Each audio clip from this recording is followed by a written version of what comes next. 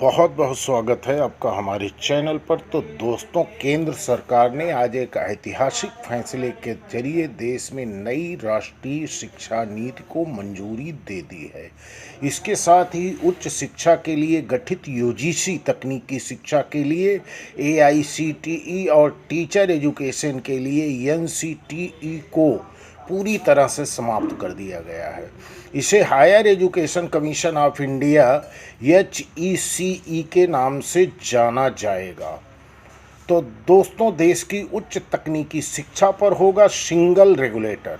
सरकार ने देश की नई नेशनल एजुकेशन पॉलिसी को मंजूरी दे दी है। अब केंद्रीय, राज्य और डीम्ड विश्वविद्यालय में एक जैसे मानक लागू हो गए। 4 साल की डिग्री प्रोग्राम के बाद अब एमफिल प्रोग्राम खत्म हो गया है। केंद्र सरकार ने आज एक ऐतिहासिक फैसले के जरिए देश में नई राष्ट्रीय शिक्षा नीति को मंजूरी देने के साथ साथ उच्च शिक्षा के लिए गठित यूजीसी, तकनीकी शिक्षा के लिए एआईसीटीई और टीचर एजुकेशन के लिए एनटीटीआई को समाप्त कर दिया है। तो दोस्तों, यदि आप हमारे चैनल पर पहली बार आए हैं तो चैनल को सब्सक्राइब करके घंटी की बटन दबाना ना भूलें और एक लाइक और एक कमेंट जरूर करें। कानूनी और मेडिकल को छोड़ के अब देश की पूरी उच्च तकनीकी व व्यावसायिक शिक्षा प्रणाली और व्यवस्था का एक सिंगल रेगुलेटर होगा। इसे Higher Education Commission of India HECI के नाम से जाना जाएगा। साथ ही मानव संसाधन विकास मंत्रालय को अब शिक्षा मंत्रालय के नाम से जाना जाएगा।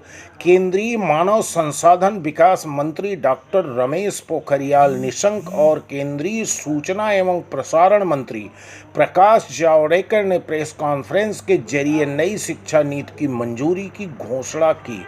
उनके साथ उच्च शिक्षा सचिव अमित खरे ने बताया कि अभी तक UGC, all India council for technical education AICTE और national council for teacher education NCTE संचालित थे, लेकिन अब पूरी शिक्षा प्रणाली को एक ही रेगुलेटर संभालेगा। इसके बाद अब देश के संस्थानों के बार बार निरीक्षण करने वाली व्यवस्था को पूरी तरह से समाप्त कर दी गई है।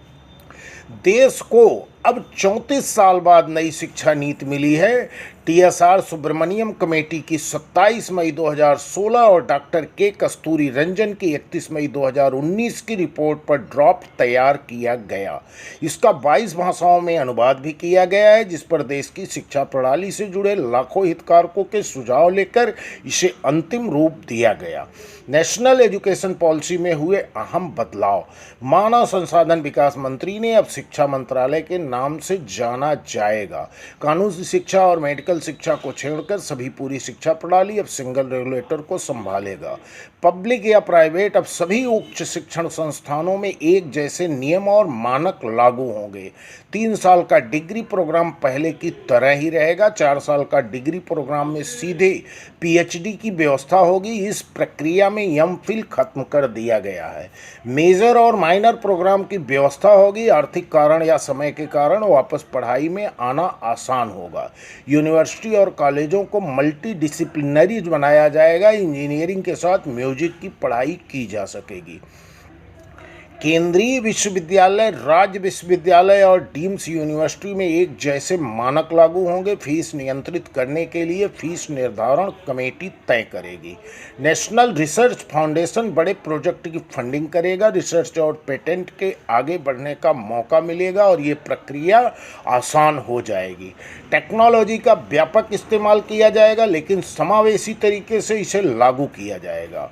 अब तक 3 या 4 साल के कोर्स के बीच में छोड़ने का विकल्प नहीं था, लेकिन अब मल्टीपल एंट्री एग्जिट सिस्टम लागू किया जा रहा है। इसके तहत 1 साल बाद कोर्स छोड़ने पर सर्टिफिकेट दिया जाएगा। दूसरे साल में डिप्लोमा और तीसरे साल में डिग्री मिलेगी।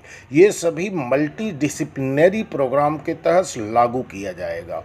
नई एजुकेशन पॉलिसी में नेशनल टेस्टिंग एजेंसी को बड़ी जिम्मेदारी दी जा रही है। अब उच्च शिक्षण संस्थानों में एडमिशन के लिए अब कॉमन एडमिशन टेस्ट कराया जाएगा। 12वीं के बाद छात्रों के लिए अलग अलग यूनिवर्सिटी में एडमिशन के लिए अलग एग्जाम देने की ज़रूरत नहीं होगी। एक जैसे कोर्स के प्रवेश के लिए एक जैसी परीक्षा कराई जाएगी। एनटीए की ओर से ये ऑफर की तरह होगा। संबंधित यूनिवर्सिटी चाहे तो एनटीए की प्रवेश परीक्षा को एडॉप्ट भी कर सकती है। तो दोस्तों, यदि आपको हमारा वीडियो पसंद आ रहा है तो वीडियो को लाइक करें, कमेंट करें, और यदि पहली बार चैनल पर आ रहे हैं तो चैनल को सब्सक्राइब करके घंटी की बटन को दबाना ना भूलें। धन्यवाद। जय हिंद।